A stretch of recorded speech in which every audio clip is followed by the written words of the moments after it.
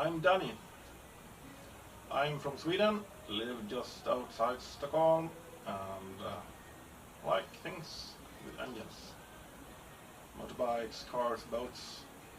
I work as an alcoholic, as an electronic boat engineer, installations, and doing stuff on boats and repairing stuff.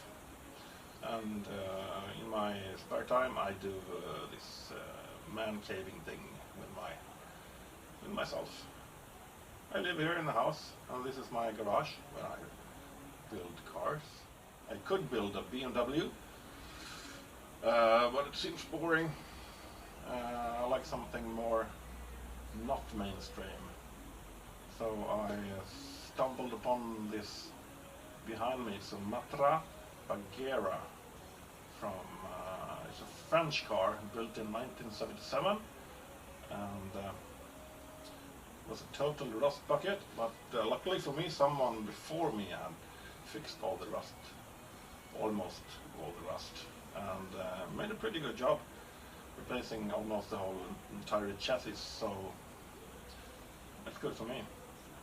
The body is fiberglass, so it's at this point quite easy to take on and off because it's practically a shell that I can lift off. It's quite naked at this time, so it looks a bit naked, but I will take some pictures with the body on it, and it's not a functional car yet, but it's pretty close. I think it's started up in maybe 4 or 5 weeks time. I have to work, unfortunately, so I don't have all the time in the world to spend in my man cave, but I do in progress. It's really good. Right, let's take a look at it. This is a mid-engine car. The engine is just in front of the wheel axles, so it's practically a super sport car, and I like that. This engine is a Volkswagen V5, 5-cylinder V engine from a Golf or Bora or Passat, but this is from a Bora. It's basically a VR6 engine with one cylinder chopped off to get it smaller. So it's the whole package is from the Bora. I just moved it back here and bolted it in with my nice brackets, and it have Viseco forged pistons in it with a lower compression. It's around 9.5 to 1. So it's I wanted to turbocharge it to get around maybe between 300 and 400 horsepower out of it. It's only 4 times as much as it was from the beginning. That's pretty alright. I built a roll cage to keep the car from twisting itself, and it's going to be certified as a race car. That's why the seats and the harnesses and all that kind of stuff going to be FIA approved.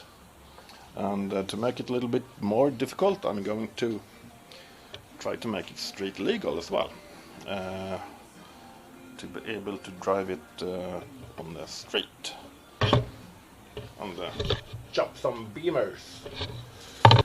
This sunroof is going to get off. It's going to be deleted. Just gonna put plastic on it, fiberglass. This is still a piece of the chili roof. Just take it off like this.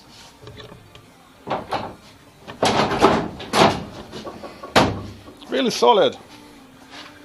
What could possibly go wrong? Just look at that. It's the bushing and the bracket and the bolt. I made this with my bare small hands, and it looks probably like shit, but it works. And the bushing is from a Honda Prelude rear suspension arm polyurethane thing, and the metal is from my scrap box. On the other side, it's another bracket with another Honda suspension bushing. Sorry about the lighting, it's quite narrow in here. And there's a bit of a Kamasa ratchet handle, and back.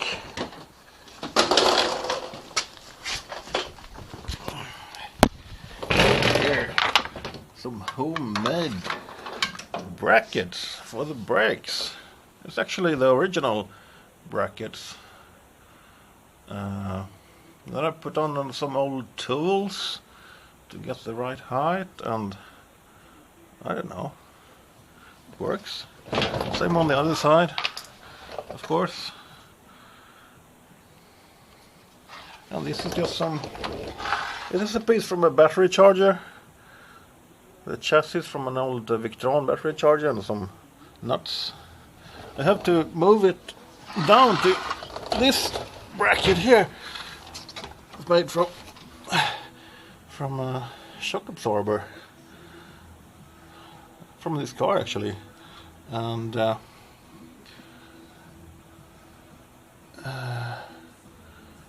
there's a bracket, a piece of metal from the cover of my boat, and there's some piping and some bolts, some welding and some swearing. Yeah. I fixed the floor here. It's fucking mint. Actually, I had to cut out some pieces to get the chair, to get clearance to my head, because the car is all low. My head hits the roof when I have the helmet on. So I made some modifications to the floor. That's perfect. Nice. Really nice. I'm gonna paint it, of course, to keep it from rusting. And here's behind this heat shielding, it's Kevlar and reinforced. You can see it on the top, the yellow thing. It's Aramid, and then epoxy, and then some really good heat shielding. If the engine or gearbox explodes, it could happen, and I don't have all the parts in my back. It's really, really good. Here I welded some steel bars. This is actually a reinforcement for the door in my racing Fiat. It was removed because I added lightness to the car. But this is really good. It's keeping the front end stiff, and it's a bracket for the radiator and some rubber mounts from the Basto heater. And here's some other brackets, really nice, welded like from the bottom of my heart. And this plate was quite good actually. It turned out pretty decent. The car is rear end drive. It's gonna have a totally flat bottom. That's bad.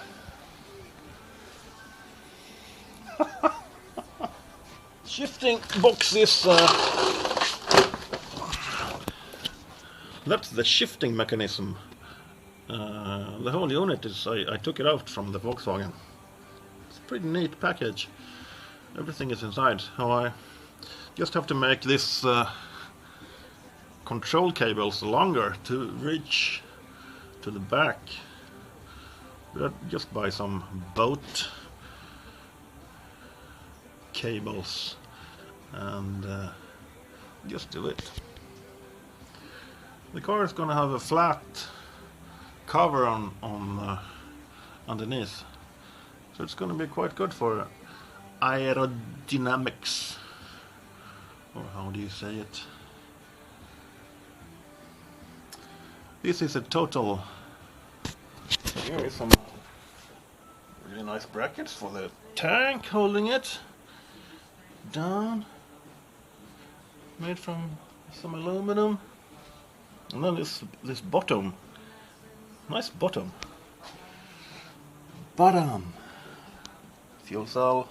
No power steering, it's just manual steering. Power brakes. It's a from a Saab. Good stuff. Here you can see the brackets for the brakes in the front. Oh, no, we cannot. Maybe. Made from aluminum, water cutout with some water cutting guys made it for me. And then I just bolted them onto this marvelous brake caliper.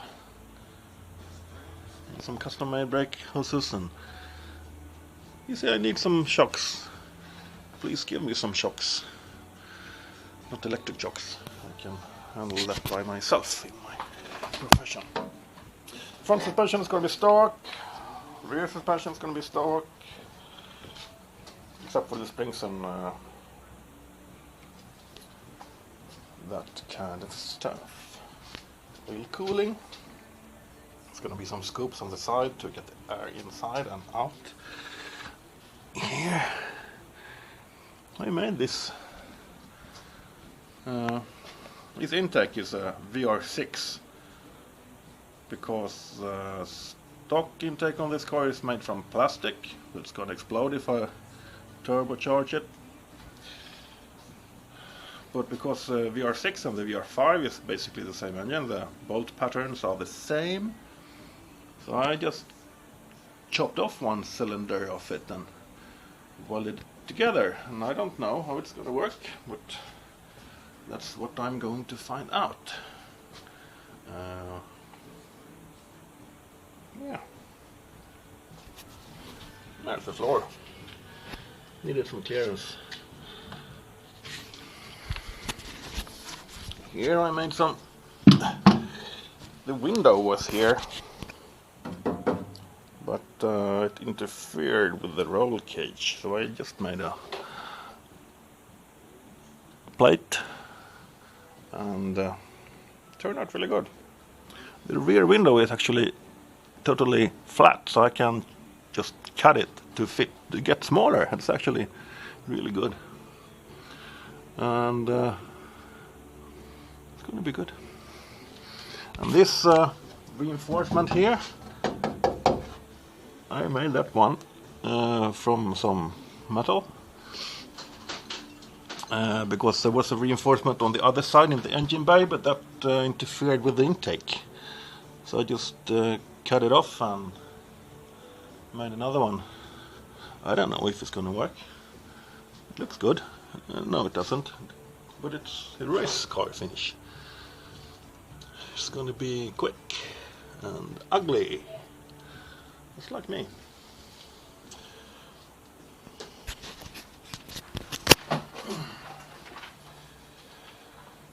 This car also won a prize in 1975.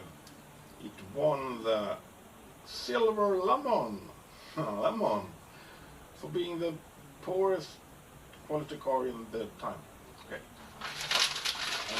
But I think it's a good base to work on. Why not? What could possibly go wrong? I don't know. Nothing. The reason I do this is because this is in my third car build.